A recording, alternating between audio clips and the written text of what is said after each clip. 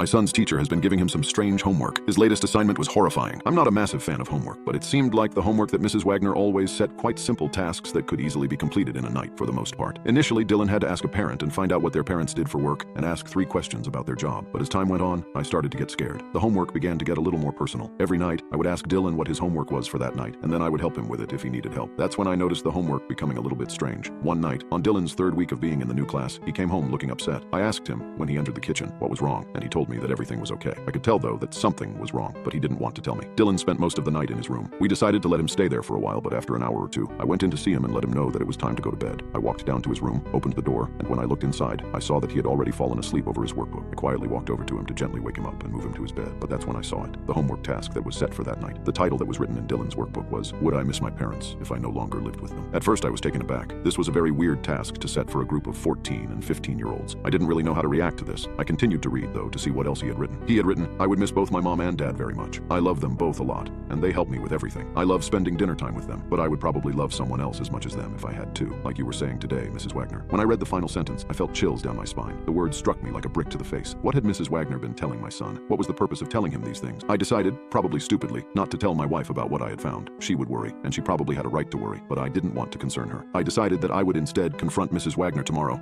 and ask her about this strange homework task. The next day, I took Dylan to school like I normally do, except this time I got out and walked up to the classroom with him. I saw Mrs. Wagner alone in the classroom as I entered the room, and she greeted me with a smile. "Hey, how are you?" she said as I entered the classroom. "How is Dylan settling in?" She was dressed in a flannel skirt with a black jacket, and her brown hair was slightly curled. I answered that he was settling in well, but I did have 1 or 2 concerns. She asked what they were, and so I explained. "I was just curious about the homework you set yesterday, the one about how much they would miss their parents. I am just concerned because it is a very strange and confronting thing to ask a group of 9th graders. I also noticed that Dylan wrote that he might have to love someone else if he had to, like you told him. I would really like you to explain that," I asked her, quite bluntly. "Oh, that," she replied as she let out a slight laugh. "Yesterday I was teaching about how parents love and protect their kids, but also how that there are also other people that would be there to help them if they need it." I wasn't satisfied with this answer and was about to question her further, when suddenly a large group of school children entered the classroom. They were all walking in 2 rows. They all greeted Mrs. Wagner and greeted her one by one. They seemed very well behaved, almost too well behaved. I then saw Dylan take a seat next to one of the students, who was staring to the front of the classroom with their arms crossed. At the entrance of the rest of the class, Dylan's behavior seemed to change. He seemed to sit up a bit straighter, and his eyes widened as he began staring at the rest of the class. I looked around and noticed that all of the students were staring at the same spot. All their eyes were pointed at Mrs. Wagner. Something didn't feel right, but I knew that Dylan needed to stay at school, and this was probably some sort of morning routine they had. I decided that I would pick Dylan up from school, though, and so I left work a little bit early and drove over to the school. When the bell rang,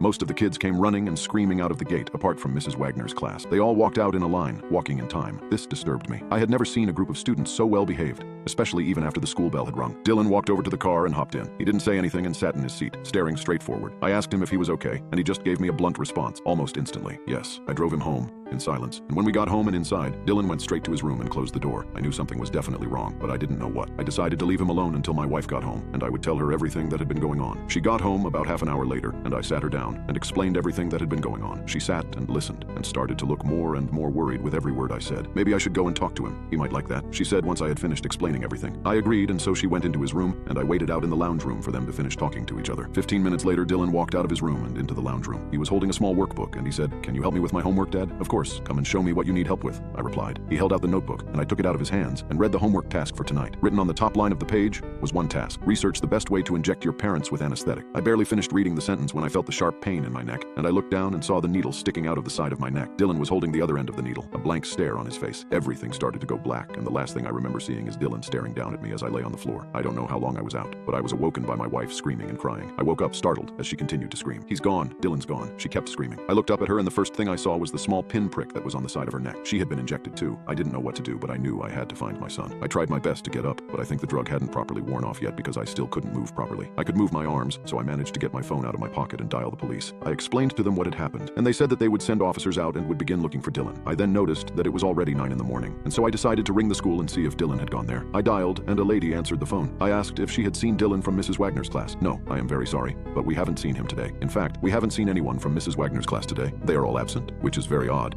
Because Mrs. Wagner hasn't shown up for work either today, the lady on the phone said. I hung up and sat in silence for a moment. My wife had heard what the lady said, so she also just sat there in total silence. That was all 3 weeks ago, and Dylan is still missing, along with Mrs. Wagner and the rest of his classmates. All the parents of the kids in Dylan's class have the same story. They were injected with something by their own children, and when they woke up, their child was gone. No one knows where they went, but we all had the same questions. Were they all together? Was Mrs. Wagner with them? Was this all planned? Exactly a month after the kids disappeared, the parents of Dylan's classmates and I gathered for a meeting at the town hall. We needed to share our experiences, our fears, our guilt. But as we were sharing our stories, one parent, Mrs. Johnson, whose son was also in Mrs. Wagner's class, remembered a strange detail. Mrs. Wagner had often spoken about a cabin her family owned deep in the woods, about 50 miles north of town. The police had searched her home and nearby areas, but nobody thought to check the cabin. Armed with this new information, we immediately called the police and relayed the information. They promised to launch a search the next morning and advised us to stay home for our safety. We couldn't just sit and wait, though. A few of the other parents and I decided to take matters into our hands. We gathered flashlights, maps, and a few essentials, and in the dead of the night, drove towards the woods. We navigated the dense forest for hours, the silence broken only by the sound of rustling leaves in our pounding hearts. As the sun began to rise, we came across an old, dilapidated cabin. The windows were boarded up and the paint was peeling off, but it was still standing. My heart pounded in my chest as we approached the cabin. We called for our kids, praying they would hear us and respond. Instead, what greeted us was an eerie silence. Taking a deep breath, I pushed open the creaking door of the cabin. What we found inside was beyond our worst nightmares. The cabin was empty, but the walls were covered in scribbled writing and drawings that looked like they were done by children. A detailed plan was sketched out on one wall, outlining a strategy for the children to inject their parents and make their way to the cabin. The plan was signed with Mrs. Wagner's name. As we frantically scanned the room, something else caught our attention. A stack of notebooks lay on a dusty table. The cover of each notebook had a child's name, the names of all the missing children from Mrs. Wagner's class. I picked up Dylan's notebook, my hands shaking. I flipped through the pages,